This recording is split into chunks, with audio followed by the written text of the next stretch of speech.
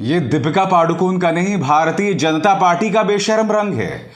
अरे भाई, जब राहुल गांधी ने कोई बात कही नहीं तो फिर देश की जनता के सामने साफ झूठ भारतीय जनता पार्टी के इस्तीफा प्रसाद आई एम सॉरी रविशंकर प्रसाद कैसे बोल सकते हैं। वैसे इस्तीफा प्रसाद से याद आया, आपको याद होगा एक जमाना होता था जब ये विपक्ष में थे तो हर किसी का इस्तीफा मांगते थे, इसलिए इनका नाम इस्तीफा प्रसाद पड़ा है। मगर बात मैं ये कर रहा हूं दोस्तों, भारतीय जनता पार्टी एक झूठ फैला रही है और आपको याद होगा मैंने इसका पर्दाफाश भी किया था। खुलेआम भारतीय जनता पार्टी के प्रवक्ता रविशंकर प्रसाद ने कहा है कि मल्लिकार्जुन खड़गे इस बात का जवाब दें कि राहुल गांधी भारत में अमेरिका और यूरोपीय यूनियन का दखल चाहते हैं।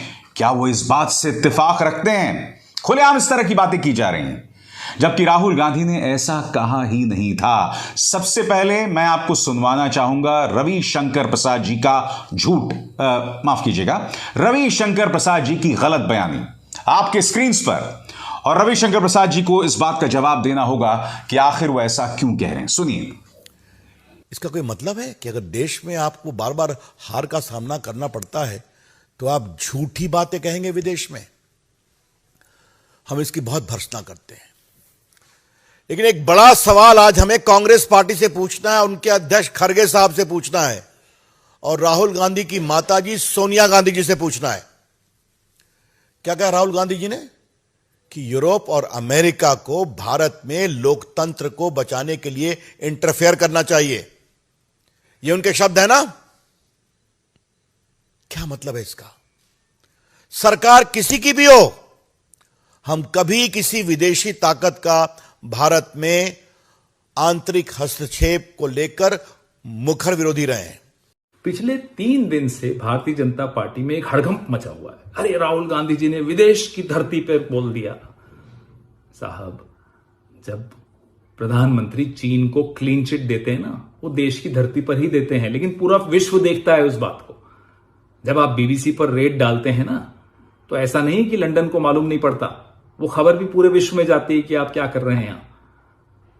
जब आप जर्नलिस्ट को दबाते हैं, रेड डालते हैं, अरेस्ट करते हैं, लोगों को जहाज से उतारते हैं, वो पूरा विश्व देखता है।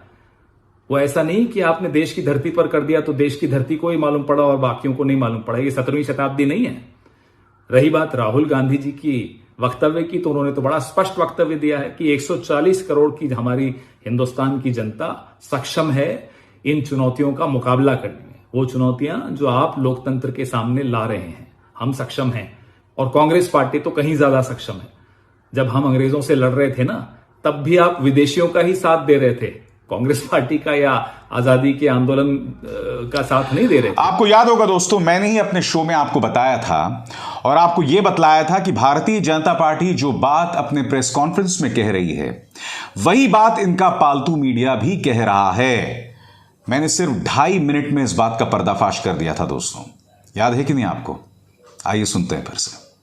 तिहाड़ जेल में करीब 21 दिन तक पत्रकारिता का नाम रोशन करने वाले इस पत्रकार ने देश के सबसे ज्यादा देखे जाने वाले चैनल में यह दावा किया है कि राहुल गांधी चाहते हैं कि विदेशी सरकारें भारत में दखल दें। क्या यह बात सही है? हाथ कंगन को आरसी क्या दोस्तों? दरअसल मुद्दा यह है कि राहुल गांधी ने जैसे ही आरएसएस पर हमला बोला तो मीडिया का इस्तेमाल किया जा रहा है गलत बयानी करने के लिए, झूठ बोलने के लिए। आप देख चुके हैं ये चैनल क्या दावा कर रहा है, मगर क्या राहुल गांधी ने ऐसा कहा? तो मैं आपको बतलाना चाहता हूं दोस्तों, राहुल गांधी से यह सीधा सवाल पूछा गया था और वो सवाल आपके स्क्रीन पर, भारत में लोकतंत्र को लेकर यूरोपीय सरकारें और यूरोपीय लोग क्या कर सकते हैं? एक महिला ने यह सवाल पूछा और जवाब में राहुल गांधी ने कहा आपकी स्क्रीन पर, यह हमारी समस्या है, यह एक आंतरिक समस्या है, इसका समाधान भी अंदर से आएगा। साफ तौर पर राहुल कह रहे हैं कि यह हमारी आंतरिक समस्या है, लोकतंत्र कमजोर हो रहा है, इसे कमजोर करने में प्रधानमंत्री नरेंद्र मोदी का किरदार है, आरएसएस का किरदार है, मगर समस्या का समाधान भी अंदर से निकल कर आएगा। तो फिर यह पत्रकार झूठ क्यों बोल रहा है?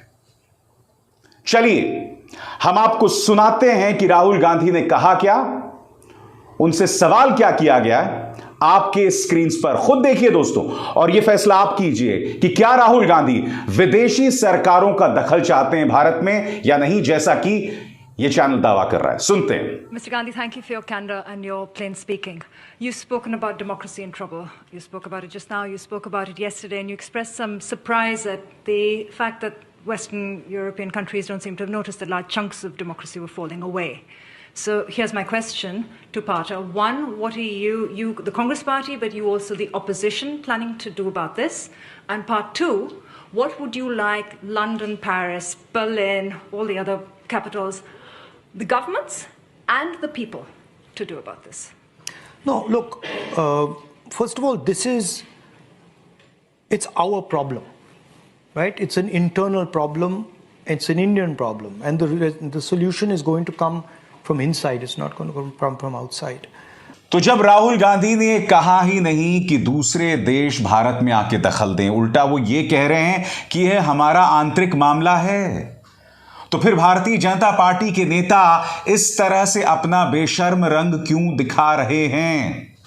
हर बात पर राजनीति करने के लिए आपको झूठ बोलने की क्या जरूरत पड़ती है? दोस्तों, चाहे राहुल गांधी की छवि को बर्बाद करने की बात हो, उन्हें बदनाम करने की बात हो, या फिर दो राज्यों के बीच में हिंसक तनाव पैदा करने की बात, हर जगह भारतीय जनता पार्टी का किरदार दिखाई देता है।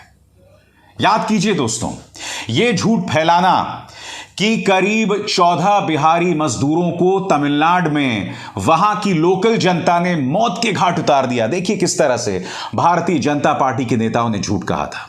देखिए किस तरह से यह झूठ भारतीय जनता पार्टी का ट्विटर हैंडल फैला रहा था। देखिए किस तरह से इनके जो पालतू हैं वो इस झूठ को फैला रहे थे।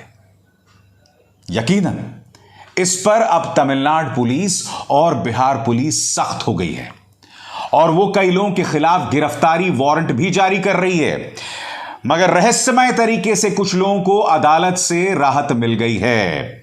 वैसे एक बात मुझे समझ नहीं आती है कि भारतीय जनता पार्टी से जुड़े लोगों को इस तरह से अदालत से इतनी त्वरित राहत कैसे मिल जाती है? इसके पीछे का रहस्य क्या है? खैर, वो एक अलग मुद्दा है, मगर आपके सामने मैंने दो मुद्दे रखे दोस्तों। चाहे राहुल गांधी को बदनाम करना हो या फिर यह झूठ कहना कि तमिलनाडु के अंदर करीब 1 दर्जन बिहारियों को मौत के घाट उतारना हो, इन दोनों मुद्दों में भारतीय जनता पार्टी खुलेआम झूठ बोल रही है। सीधा सवाल है साहब, आप साफ सुथरी राजनीति क्यों नहीं कर सकते? आपको बार बार झूठ बोलने की क्या जरूरत पड़ रही है? अगर भारतीय जनता पार्टी को यह लगता है कि राहुल गांधी की कोई विश्वसनीयता नहीं है, तो बड़ा प्रश्न, एक व्यक्ति जिसकी कोई विश्वसनीयता नहीं लगती आपको, उसके बारे में आप झूठ क्यों बोल रहे हैं?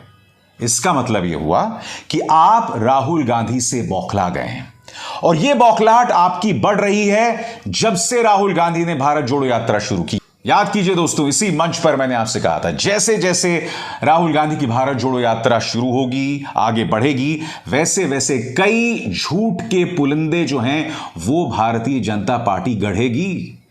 क्योंकि पहले दिन से आपको याद होगा किस तरह से स्मृति ईरानी ने कहा था कि राहुल गांधी ने स्वामी विवेकानंद के सामने सिर नहीं झुकाया।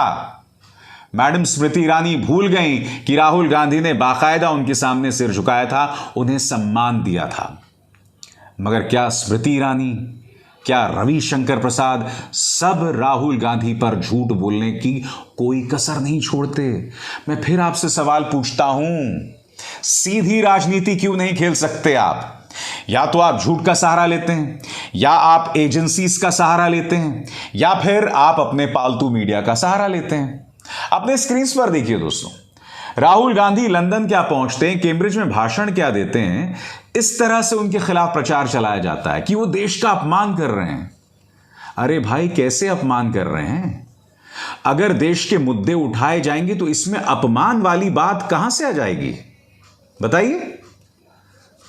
अगर आप संसद के अंदर बगैर मुद्दे पर सलीके से चर्चा करा के बिल्स को पारित कर देंगे तो जाहिर सी बात है लोकतंत्र पर सवाल उठेगा। अगर इस देश के सुप्रीम कोर्ट के सम्मानित जज रिटायरमेंट के ठीक बाद भारतीय जनता पार्टी की मदद से राज्यसभा पहुंच जाएंगे, या फिर उन्हें उच्च पदों पर बिठा दिया जाएगा, या फिर आपको याद होगा सुप्रीम कोर्ट के जज साहब को आंध्र प्रदेश का गवर्नर बना दिया गया था। ये तमाम चेहरे हैं, ये हकीकत है, ये काल्पनिक पात्र नहीं हैं। तो अगर ये तमाम चीजें होंगी तो लोकतंत्र पर तो सवाल उठेगा ही ना। और जो लोग राहुल गांधी के इस बयान से बौखलाए हुए हैं कि साहब उन्होंने लोकतंत्र पर, भारत के लोकतंत्र पर हमला कर दिया, मीडिया ने जिस तरह से उनके खिलाफ सुपारी ली है, ये जो आपके सामने मिसाल है, आप मुझे खुद बताइए हमारा जो मीडिया है उसमें, या हिटलर के जमाने में हिटलर का जो प्रचार तंत्र का मुखिया था गिबल्स, उन दोनों में क्या फर्क है? हमारे मीडिया में और रेडियो रवांडा में क्या फर्क है? वो रेडियो रवांडा जो वहां की माइनॉरिटीज, अल्पसंख्यकों के खिलाफ नफरती प्रोपेगेंडा चलाता था, वहां पर रेडियो रवांडा में भी लोग शराब के नशे में धुत होकर शो किया करते थे। और मुझे आपको बतलाने की जरूरत नहीं है कैसे पेन किलर खाकर एक एंकर बैठ गया था जब हमारे सम्मानित जनरल बिपिन रावत की एक दुर्घटना में मौत हुई थी। और फिर वो झूठ बोल रहा था कि मैंने पेन किलर खाया हुआ था। तो यहां पर तो रेडियो रवांडा से बदतर हो रहा है, क्योंकि हिटलर के काल में जो गिबल्स ने किया वो तो 40 के दशक में हुआ था, कई साल पहले की बात है, 70 साल पहले की बात है। रेडियो रवांडा 1990 में हुआ एक ऐसे देश में जहां लोकतंत्र नहीं है, मगर हम भारत, हम तो दुनिया के सबसे बड़े लोकतंत्र हैं, और हमारे देश में मीडिया ये सब कर रही है, तो सवाल तो उठेगा। राहुल गांधी ने अगर लोकतंत्र पर सवाल उठा दिया तो क्या गलत कहा, मुझे बताइए ना, आप मुझे खुद बताइए। चुनाव आयोग के मुद्दे पर, मुख्य चुनाव आयोग और चुनाव आयुक्तों की कैसे नियुक्ति हो, इस पर सुप्रीम कोर्ट ने जो है वो खेल पलट दिया है। अब उस पैनल में चीफ जस्टिस ऑफ इंडिया होंगे, नेता विपक्ष लोकसभा होंगे और प्रधानमंत्री होंगे। इसका अर्थ यह हुआ कि चुनाव आयोग की विश्वसनीयता पर सवाल है। अब ऐसे में अगर राहुल गांधी मीडिया पर सवाल उठा रहे हैं, न्यायपालिका पर सवाल उठा रहे हैं, और उसी तरह से चुनाव आयोग पर सवाल उठा रहे हैं, तो क्या गलत कह रहे हैं? अगर वो ये कह रहे हैं इन पर दबाव है, तो क्या गलत कह रहे हैं? मैं तो आपको मिसाल दे चुका हूं इन तमाम चीजों की। तो ये तथ्य हैं, इन तथ्यों से मत भागिए, और सबसे बड़ी बात, सवालों का सामना कीजिए। कितने दुख की बात है दोस्तों कि रविशंकर प्रसाद खुलेआम उस प्रेस कॉन्फ्रेंस में यह कह देते हैं कि राहुल गांधी हमारे देश में अमेरिका और यूरोपियन यूनियन के दखल की बात कर रहे थे, और वहां बैठे किसी पत्रकार ने पलट कर नहीं पूछा कि रविशंकर प्रसाद जी आप ये जो बात कह रहे हैं वो झूठ है। किसी ने उनसे यह नहीं कहा कि रविशंकर प्रसाद जी आप हमें प्रमाण दिखाइए कि उन्होंने ऐसा कब कहा।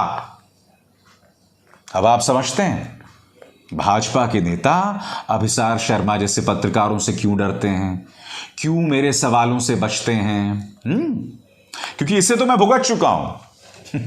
जब मैं टेलीविजन में हुआ करता था, जब मैं एबीपी न्यूज में हुआ करता था, तो मेरे संपादक ने खुद मुझे बताया था कि अभिसार आप डिबेट्स इसलिए नहीं कर सकते क्योंकि जब आप डिबेट करने बैठते हैं तो भारतीय जनता पार्टी ने साफ तौर पर कहा हुआ है कि जब तक अभिसार शर्मा डिबेट करेगा हम अपने प्रवक्ता को नहीं भेजेंगे।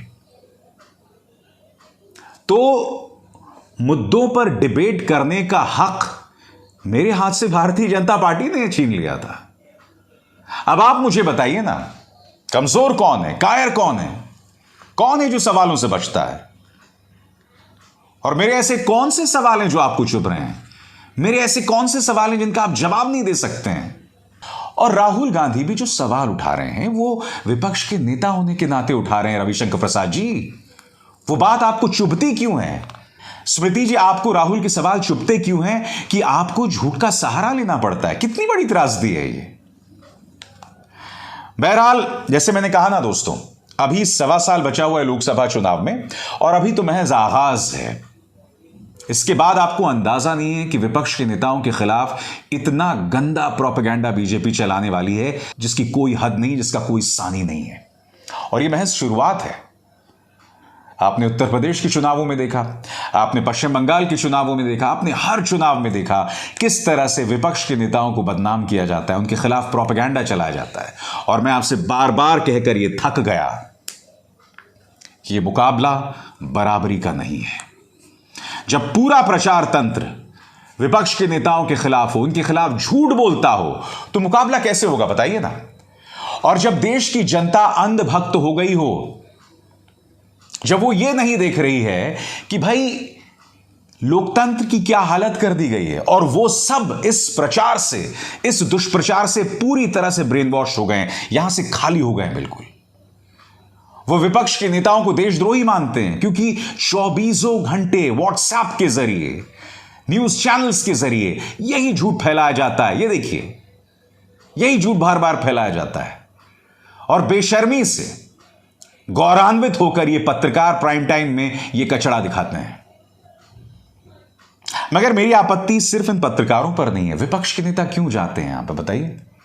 आप क्यों जाते हैं पेन किलर पत्रकारों के पास या तिहाड़ी शिरोमणि के पास? क्यों जाते हैं आप उनके कार्यक्रम में बताइए? तो कहीं ना कहीं सवाल तो कांग्रेस जैसी पार्टियों पर भी है, उससे आप मुंह नहीं मोड़ सकते हैं। मगर इस मंच पर झूठ का पर्दाफाश मैं करते रहूंगा। अब इसार शर्मा को दीजिए इजाजत। नमस्कार।